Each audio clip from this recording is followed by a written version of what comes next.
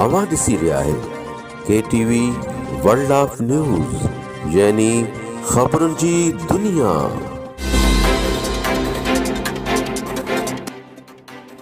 लखी गुलाब शाह में घोटकीअ जे प्रेमी जोड़े जूं मीडिया आॾो इंसाफ़ लाइ दाहूं।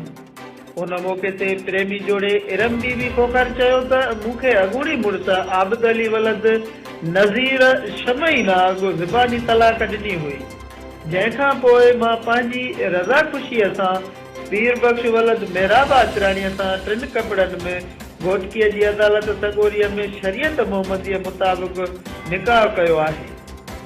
वधीक मालूमात लाइ ॾिसूं था अब्दुल गनी भयो जी रिपोर्ट। हिन वक़्तु असां सां प्रेम जोड़ो मौजूदु आहे जेको दरबदर ज़िंदगी गुज़ारियो आहे या तुरंत खां तस्वीर हाल छा मसइलो आहे? तव्हां कॾहिं शादी कया? कहिड़ी कोन शादी कया? तस्वीर खे ॿुधाए था नाज़िल खे। जी जी छा नाला आहिनि हुनजा? तस्वीर खे ॿुधाए था।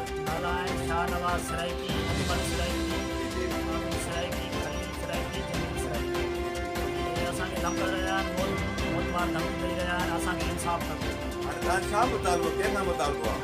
असांजो मुतालबो आहे सरकारी हुकूमत के मुतालबो आहे, IG DIG Sindh SP SHO के हद जे थाणे के मुतालबो आहे। असांजो हमरा छॾियो न उहा तव्हांजो जेको भाउ गिरफ़्तार हुन नालो छा आहे? तस्वीर खे ॿुधायो साईं नाज़िल खे। अली बख्श नालो आहे हुनजो। जी जी वो थाणे में अंदर आहे 6 नंबर लॻ।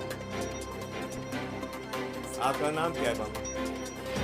बेबी आप हमें तफसील हमारे नाज़िल की तफसील बता दें कि आपने कब शादी की है, किसने शादी की है, इसने आपको अगवा तो नहीं किया, ब्लैक में तो नहीं किया, साफ साफ तफसील आप बताएं आप।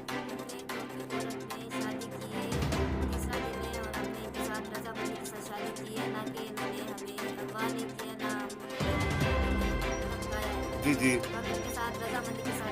जी जी आप पहले शादीशुदा थी? आपने अगले जो छो है उनसे तलाक लिए? कितना ऐसा है उसने आपको तलाक दिए? उसके बाद आपने इसके साथ शादी की। इसने तो आपको ब्लैक में तो नहीं किया ना, अगवा तो नहीं किया है ना? आप अपने रज़ा खुशी से शादी की है?